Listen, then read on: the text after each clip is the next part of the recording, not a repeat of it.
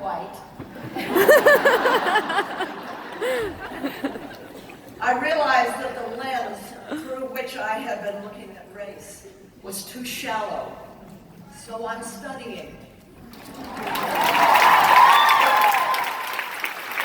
You see, it takes more than empathy, it takes intention to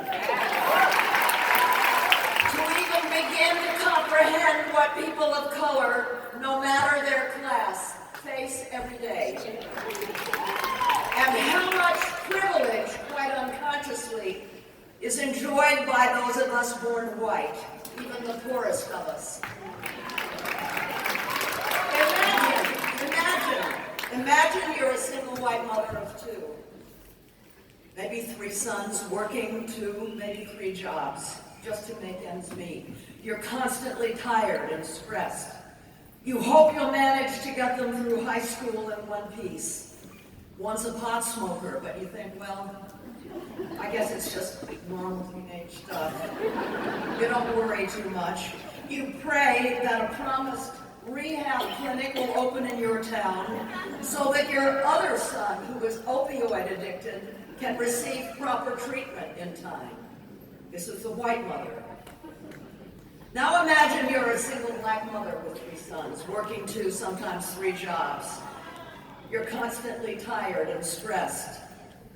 You wonder if you'll get your sons through high school at all, because only 50% of young black males finish 8th grade. You worry that one's a pot smoker because prisons are filled with young black men found in possession of even a few ounces of marijuana. Where you live, armed police are a constant presence. You go through every day with the fear that one of your sons will be shot on his way home because he pulled a cell phone out of his pocket. And no one will be charged. Where you live, young black men are by definition trouble. Where you live, all drugs are considered criminal activity. Addiction in your community isn't considered a public health crisis, but an existential identity crisis.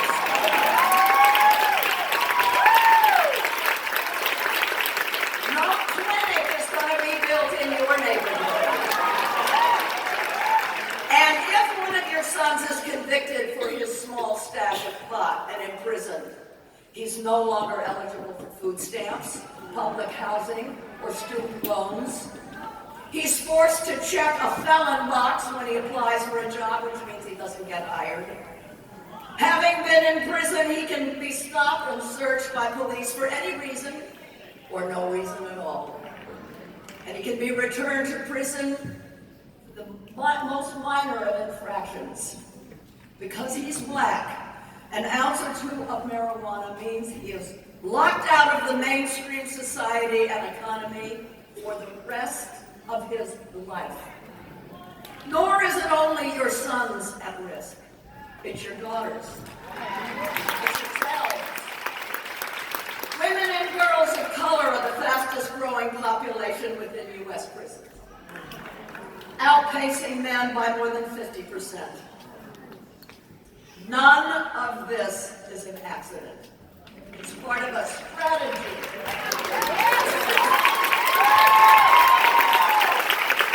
It's a strategy developed in response to the gains made by blacks during the Civil Rights Movement. Just as the first Jim Crow was created in response to gains made by former enslaved people during Reconstruction. It's called the War on Drugs. And it's increased our incarcerated population from 500,000 in 1980 to over 2.5 million today. The war on drugs has been intentionally designed to maintain a new racial caste system without ever being accused of racism.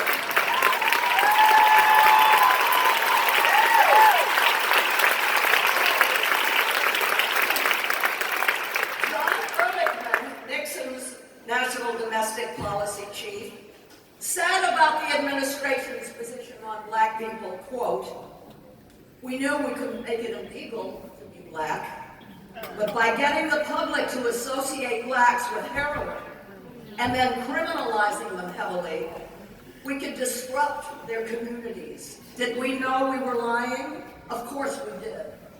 Unquote. White people need to dare imagine the realities inhabited by people of color.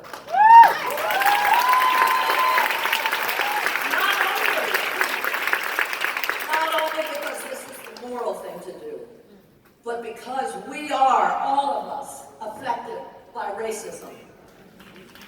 Institutional slavery stained our republic's founding, and systemic racism still saturates its soul. Slavery was and still is, in its new form, a method of wealth creation. That's why racism and class hierarchy can't be separated. Enslaved people were the only property that propagated itself, producing more property, more enrichment. And that's why racism and sexism cannot be separated.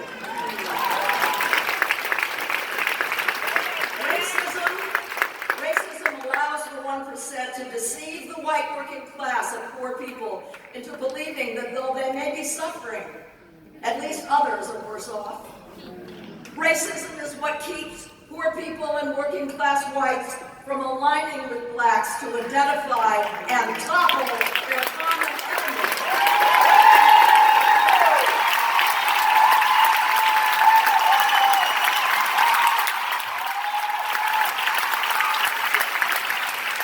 Last week, the Legacy Museum on Peace and Justice, the first memorial to the victims of lynching, opened in Montgomery, Alabama.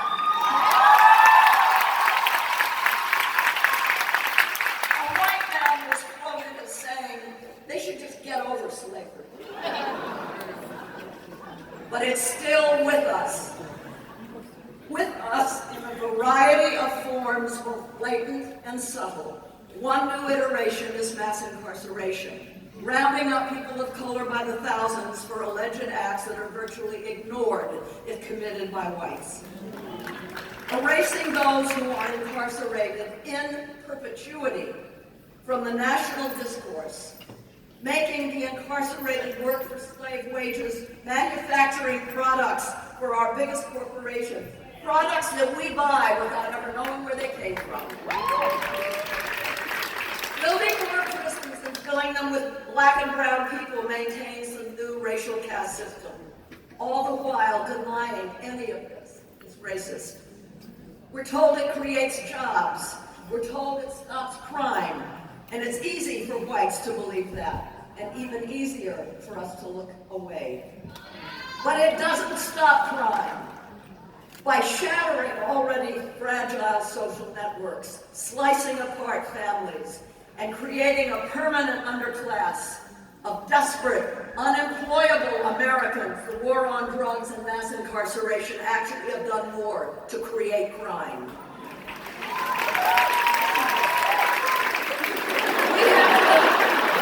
We had to wage a civil war to end slavery. We had to forge a civil rights movement to end Jim Crow, at least formally. And now we have once and for all to end the war on drugs and the construction of new prisons. And we must not ever again permit the replacement of one racial caste system for another, no matter how well it's done.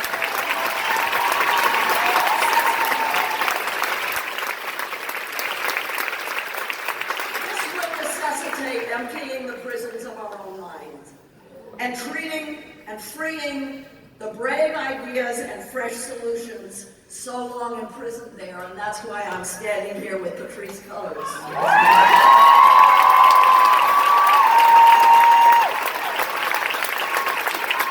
Part of my studying has brought me to her. You gotta read her book, I'm telling you. Patrisse is a performing artist, an organizer, founder of Dignity and Power Now, and co-founder of Black Lives Matter.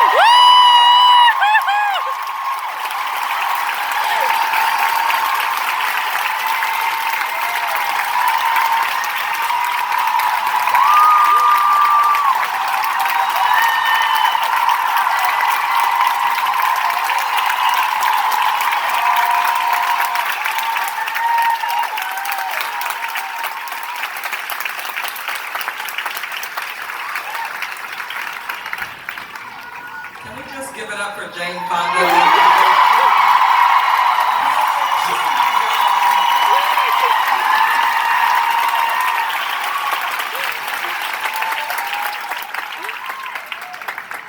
She really has downplayed her contributions, but literally, Jane Fonda is the truth and the whole truth.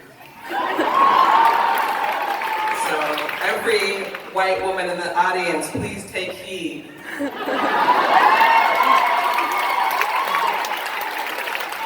I'm grateful to be here. Welcome to my city, y'all, Los Angeles.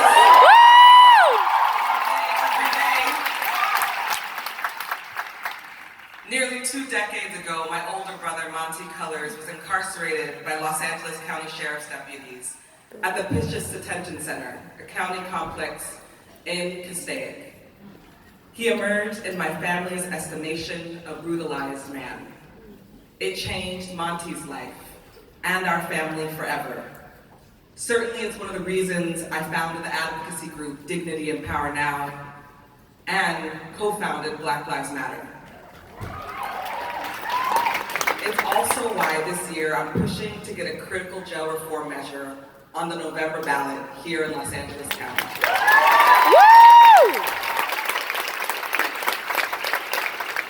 Monty had just turned 20 and was already displaying signs of mental illness when, in August 1999, he took our mother's car on a joyride in the San Fernando Valley.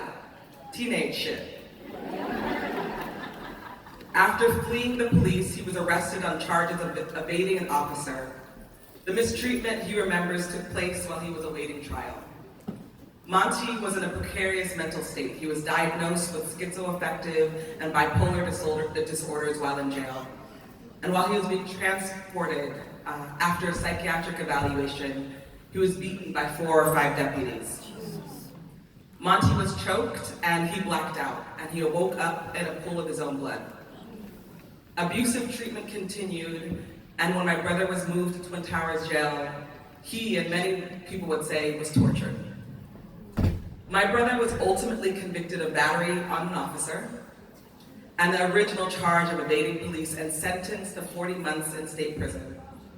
By the time he told the story of his treatment and jail to a lawyer, it was too late to sue. The devastating truth is that there are many Montys.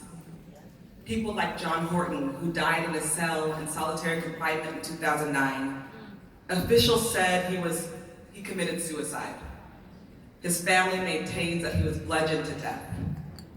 Or people like Juan Correa, who last fall was pepper sprayed after an altercation with another prisoner. And according to the authorities, he went into distress in the shower. Paramedics pronounced him dead.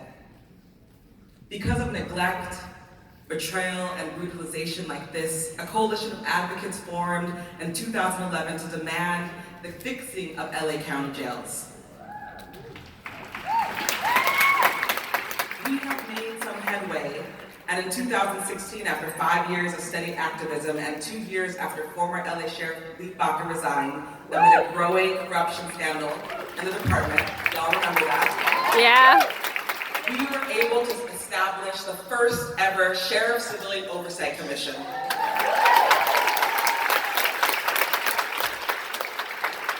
But there's more work to do. Correa's death last September was the second prisoner death in as many days. Only a few months earlier, 4 prisoners died over a 9-day period in LA jails. The Los Angeles County residents had helped jumpstart another round of jail reform by supporting this proposed measure, the Reform LA Jails and Community Reinvestment Initiative. We are now gathering signatures here today in the lobby. Find us. If it's approved by voters, the ballot measure would accomplish several key things. It would give the Sheriff Civilian Oversight subpoena power, the power to bring in officers and their documents, the power to track what they've said, what they've done, to hold them accountable. The measure would also task the Commission with developing a plan to reduce the jail population and reallocate the funds from jail budget to the community-based prevention that we need.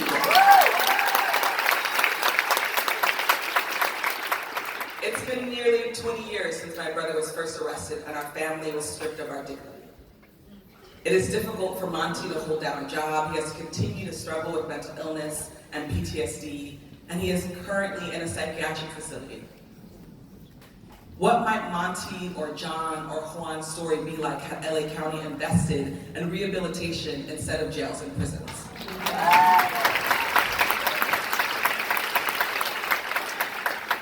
We won't ever know the answer, but we can make sure that the lives of others turn out differently. We can demand that families have their dignity, have respect, have care. And today, if you live in LA County and you're a voter, you can sign a petition that can get us to the ballot box on November 6th. Thank you so much.